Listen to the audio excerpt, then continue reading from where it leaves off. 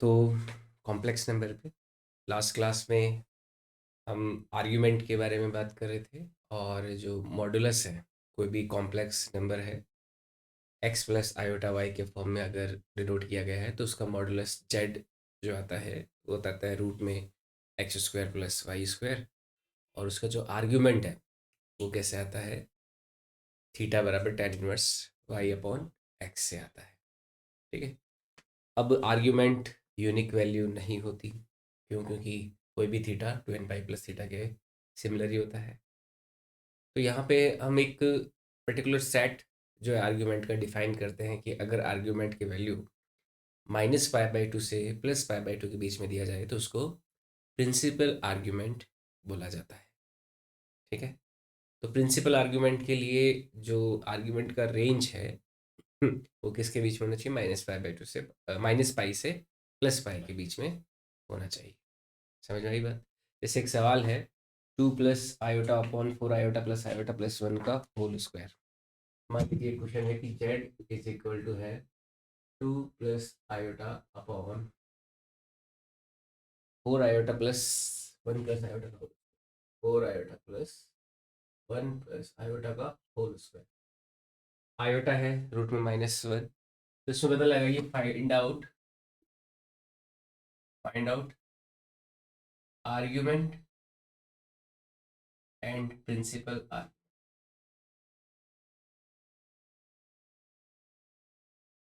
Of Z. इस Z का हमें आर्ग्यूमेंट और प्रिंसिपल आर्ग्यूमेंट पता लगाना है। ठीक है। जेड बराबर क्या है? टू प्लस आयोटा अपॉन में फोर आयोटा प्लस वन का स्क्वायर। तो इसका पता लगाइए कि आर्ग्यूमेंट क्या है और प्रिंसिपल आर्ग्यूमेंट क्या है। एक बार ट्राई कर लीजिए आप।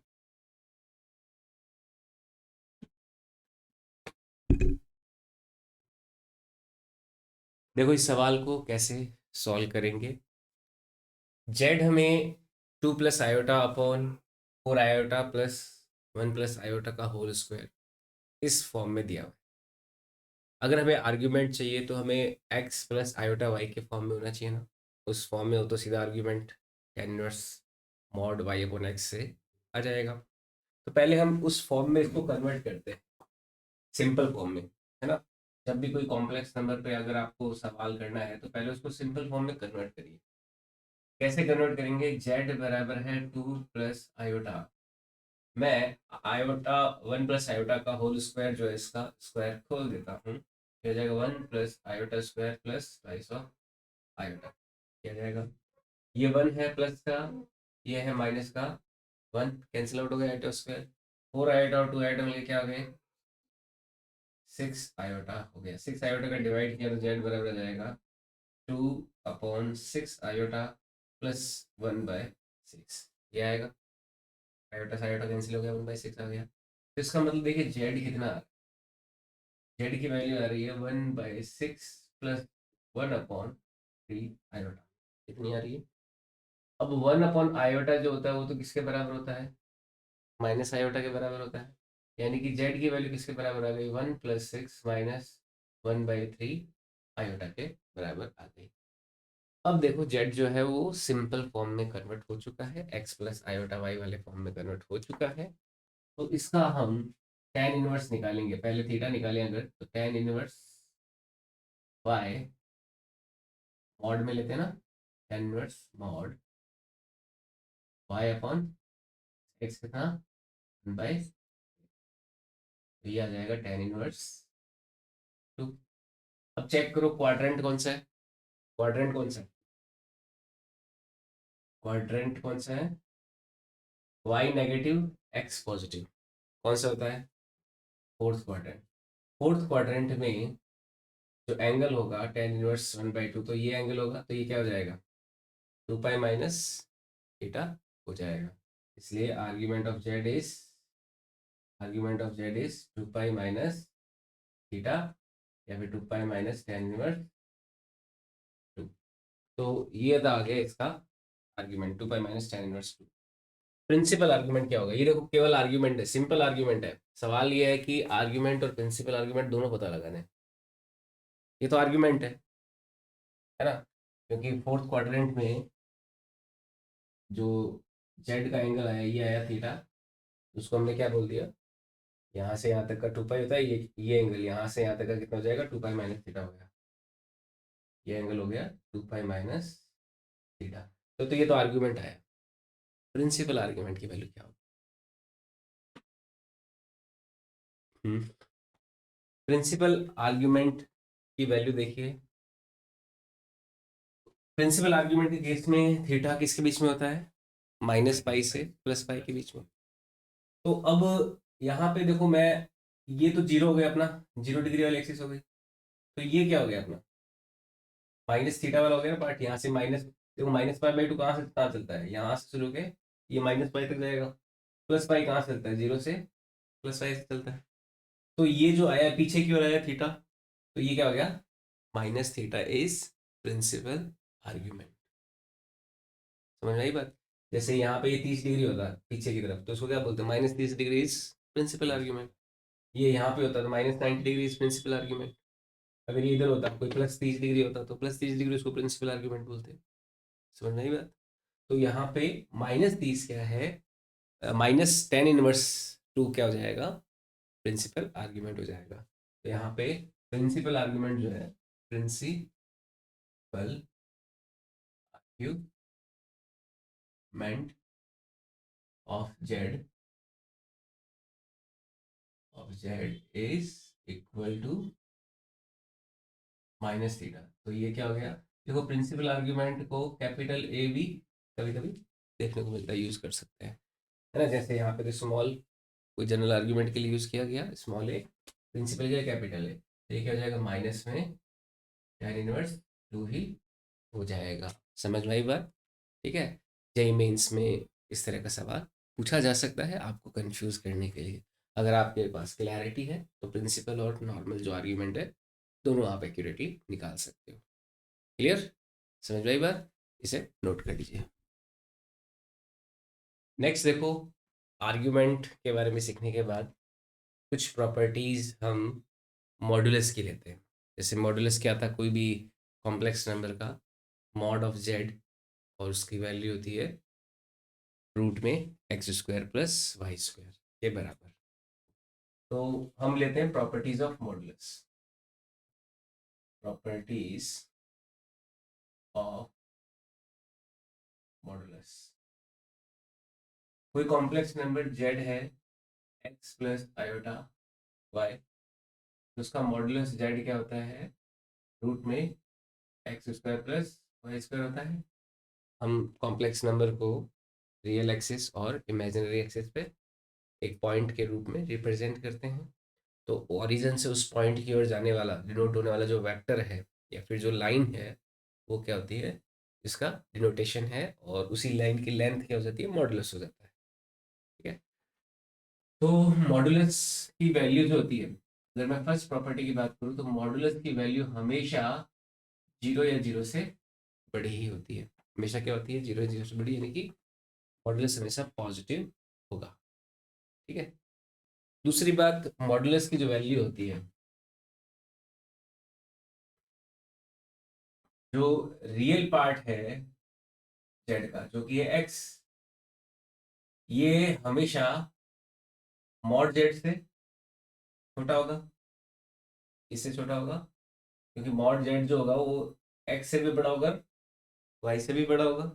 तो रियल पार्ट ऑफ जेड जो होगा वो मॉड जेड से छोटा होगा, और real part of Z minus of mod Z जो होगा उससे बड़ा होगा। अगर आपने वेक्टर पढ़ा हो तो उसमें इस तरह की चीजें होती है ना, कि एक वैल्यू उसके, मतलब जेड का देखो वैल्यू जो है रूट में x² + y² से आ रहा है, तो डेफिनेटली जेड एक्स और वाई दोनों से तो बड़ा ही होगा, है ना। लेकिन नेगेटिव ले जाएं तो वो उससे छोटा हो जाएगा। समझ आई बात? और इसका इमेजिनरी पार्ट जो है जेड का, इमेजिनरी पार्ट ऑफ जेड, ये भी क्या होगा, मॉड ऑफ जेड से छोटा होगा और minus of mod of Z से बड़ा होगा। ये दूसरी प्रॉपर्टी है। ठीक है। तीसरी प्रॉपर्टी की, अगर हम कॉन्जुगेट की बात करें, कि मॉड ऑफ जेड जो होता है और जेड का जो कॉन्जुगेट है, दोनों के जो कॉन्जुगेट्स हैं उनके दोनों के मॉडुलस की वैल्यू क्या होगी, सेम होगी, क्योंकि ये होगा x प्लस आयोटा वाई, ये होगा x माइनस आयोटा वाई, पर अपना मॉडुलस तो क्या होता है रूट में x square plus y square. तो इसके पास y माइनस में है भी, पर स्क्वायर होगा तो क्या हो जाएगा वापस प्लस का। इसलिए कॉन्जुगेट के मॉडुलस क्या होते हैं, बराबर होते हैं। ठीक है, modulus of conjugates are equal. Okay, आई बात समझ में। चौथी प्रॉपर्टी जो बड़ी इंपॉर्टेंट प्रॉपर्टी है कि अगर आप z का z बार में मल्टीप्लाई करते हो, है ना, कॉम्प्लेक्स नंबर का उसके कॉन्जुगेट में मल्टीप्लाई करते हो, तो उसकी जो वैल्यू आती है वो उनके मॉडुलस के स्क्वायर के बराबर आती है। मॉडुलस या तो वो खुद का मॉडुलस या उसके कॉन्जुगेट के मॉडुलस का स्क्वायर उसके बराबर आता है। ये बड़ा इंपॉर्टेंट प्रॉपर्टी है, z z bar is equal to modulus of z का, वेरी इंपॉर्टेंट। कैसे आएगा, x plus iota y multiply by x minus iota y, तो क्या हो जाएगा, वैल्यू क्या आएगी इसकी, x square plus y square आएगी, जो कि क्या है मॉडुलस ऑफ जेड का स्क्वायर है या नहीं है, समझ नहीं बात। ट्राई करके देख लेना, बोली एक्स प्लस आयोटा वाई को एक्स माइनस आयोटा वाई से मल्टीप्लाई करते, पहले भी किया था जब कॉन्जुगेट पढ़ रहे थे, उसमें मैंने आपको बताया था। तो आउटकम क्या आता है, x square plus y square आता है, जो कि क्या है मॉड ऑफ जेड का स्क्वायर है। ठीक है, तो ये एक प्रॉपर्टी हमें ध्यान में रखनी है। नेक्स्ट प्रॉपर्टी पांचवी, कि अगर मान लीजिए दो कॉम्प्लेक्स नंबर का मल्टीप्लाई किया हुआ है, मल्टीप्लाई कर रहे हैं और उनका मल्टीप्लाई करने के बाद में उनका मॉडुलस निकालते हैं, तो ये बराबर होता है अगर इंडिविजुअली मॉडुलस निकालें और उनको मल्टीप्लाई करें तो भी। ठीक है, ये सारी प्रॉपर्टीज आप प्रूव कर सकते हो, बस z1 को कोई x1 प्लस आयोटा y1 ले लेना, z2 को x2 प्लस आयोटा y2 ले लेना, दोनों को मल्टीप्लाई करके चेक कर लेना, तो यही आपको वैल्यू मिलेगी। ठीक है, तो अगर दो कॉम्प्लेक्स नंबर को मल्टीप्लाई करके उनका मॉडुलस निकाला जाए या इंडिविजुअली निकाला जाए तो भी, इंडिविजुअली मॉडुलस निकाल के मल्टीप्लाई करें तो भी सेम आएगा।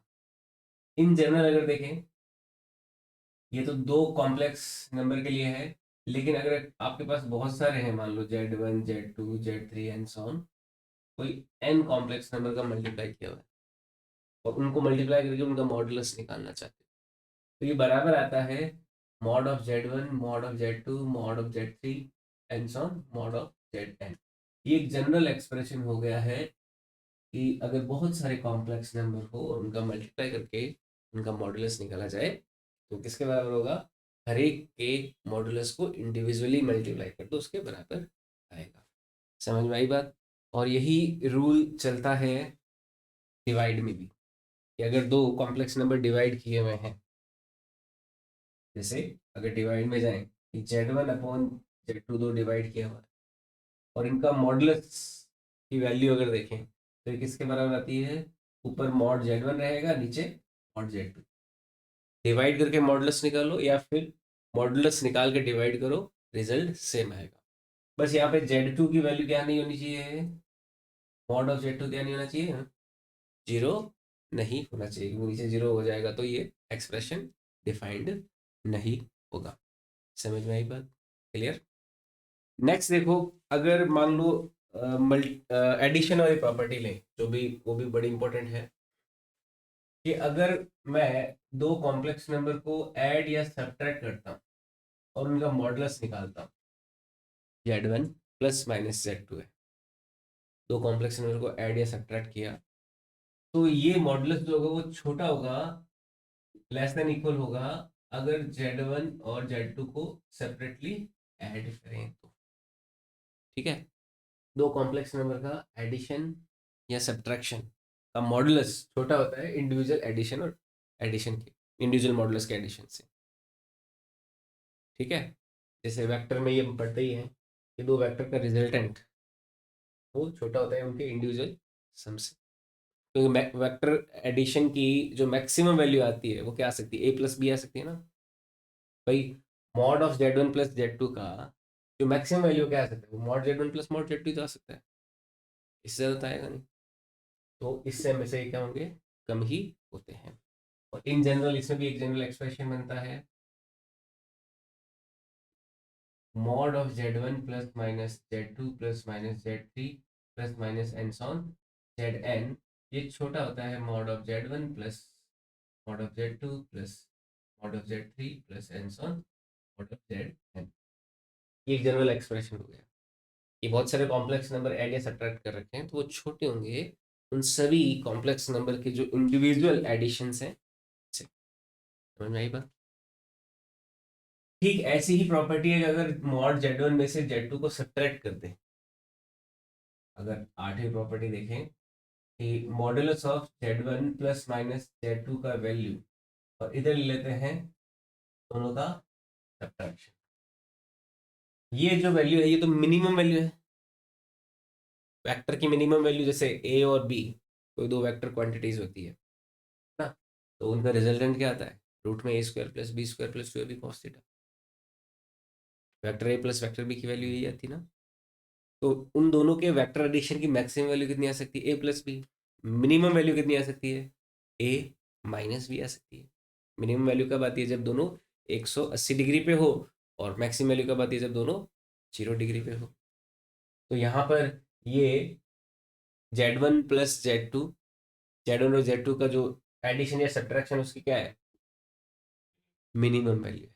मिनिमम वैल्यू यानी कि ये क्वांटिटी इससे हमेशा क्या होगी, ज़्यादा होगी। समझ में आई बात? ठीक है, तो ये भी एक इंपॉर्टेंट प्रॉपर्टी है। नेक्स्ट इंपॉर्टेंट प्रॉपर्टी है कि अगर आप z का पावर n करते हो और उसका मॉडुलस निकालते हो, या फिर आप z का मॉडुलस निकाल लीजिए और उसका पावर n कर दीजिए, तो दोनों केस में रिजल्ट सेम ही आएगा। पहले पावर कर दो फिर मॉडुलस निकालो, या फिर मॉडुलस निकाल के पावर कर दीजिए, दोनों केसेस में रिजल्ट क्या आने वाले हैं, सेम ही आने वाले हैं। आई बात समझ में? ठीक है, एक यहाँ पे ध्यान रखना, इसका दोनों का कॉम्बिनेशन है कि अगर mod of z1 plus z2 है, mod of z1 plus z2 ये छोटा होगा mod of z1 plus mod of z2 से, और बड़ा होगा mod of z1 minus mod of z2 है ना। z1 प्लस z2 का मॉड जो होगा कि रेंज क्या हो जाएगी, mod of z1 plus z2 से तो छोटा होगा, mod z1 plus mod z2 से छोटा होगा, लेकिन mod z1 minus mod z2 से बड़ा होगा कौन, mod of z1 plus z2। ठीक है, ये 10th प्रॉपर्टी है मॉडल्स की। ठीक है, आई बात समझ में? कुछ और प्रॉपर्टीज है वो भी देखते हैं, पहले यहाँ तक नोट कर लीजिए। देखो कुछ प्रॉपर्टीज अपन जो कॉम्प्लेक्स नंबर है उसके कॉन्जुगेट्स की लेते हैं, जैसे properties of conjugates.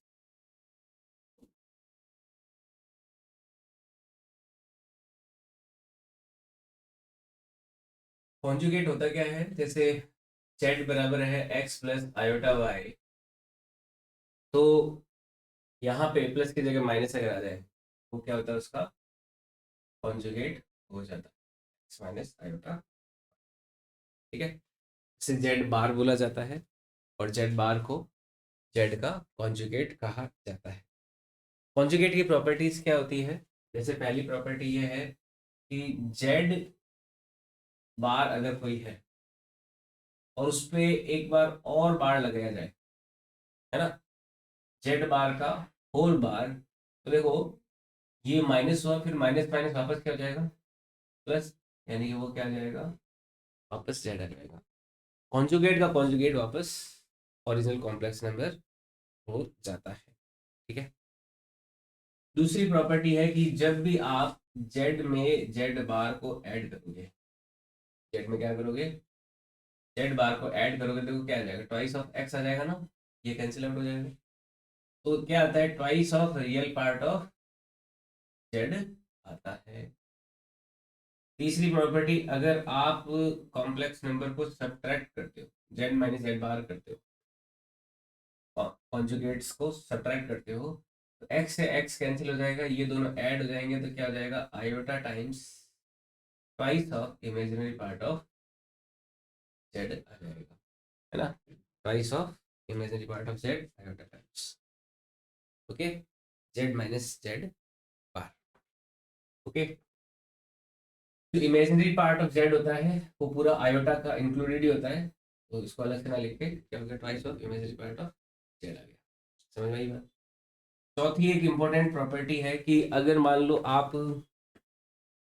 Z plus Z बार अगर करते हो, आपने क्या किया, इफ जेड में जेड बार जोड़ते हो और वो जीरो आता है, तो इसका मतलब क्या है, जेड का रियल पार्ट जीरो है।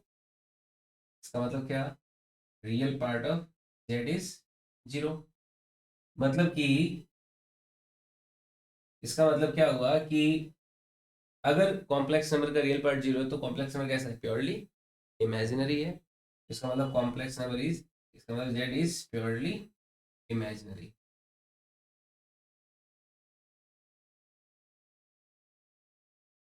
समझ में आई बात, ये प्रॉपर्टी क्लियर है।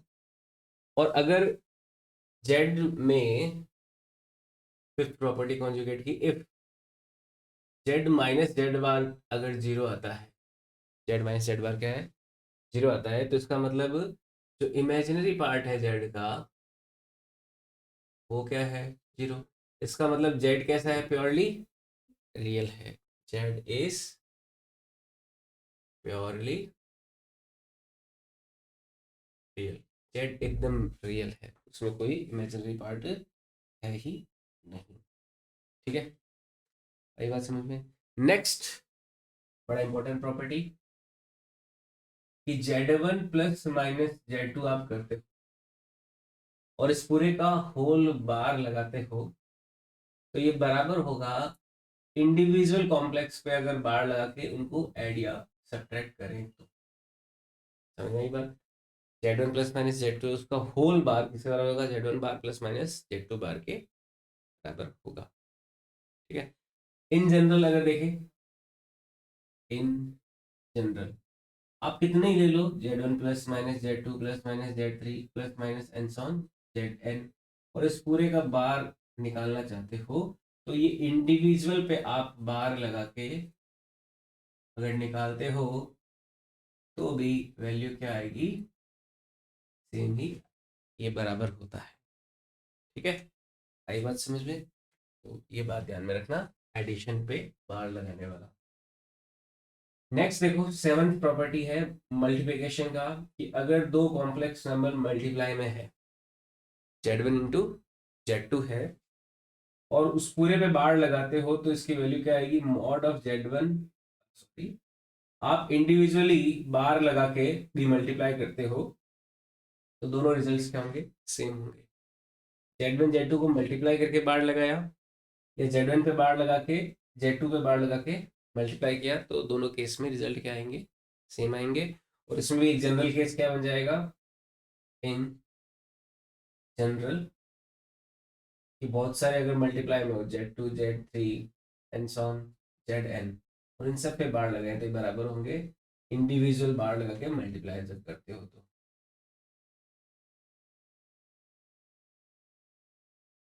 ठीक है, ये एक मल्टीप्लिकेशन की प्रॉपर्टी है। इसी तरह से एक डिवाइड की प्रॉपर्टी भी आएगी,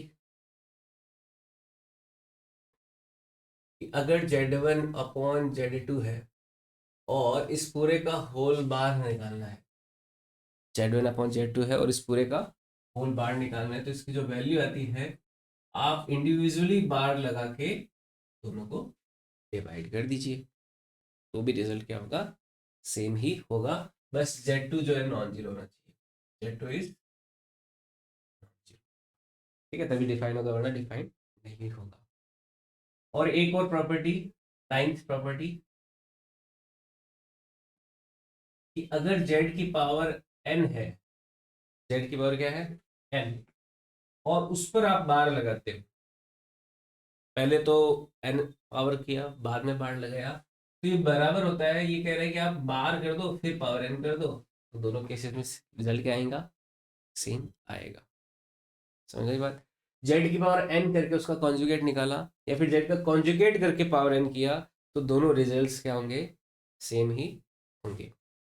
ठीक है, नेक्स्ट प्रॉपर्टी देखो कि अगर Z1 Z2 bar plus Z1 Z2 bar plus Z1 bar Z2 करते हो, Z1 Z2 bar plus Z1 bar Z2 करते हो, तो इसकी जो वैल्यू आएगी, इसकी वैल्यू जो आएगी वो आएगी ट्वाइस ऑफ, क्या आती है,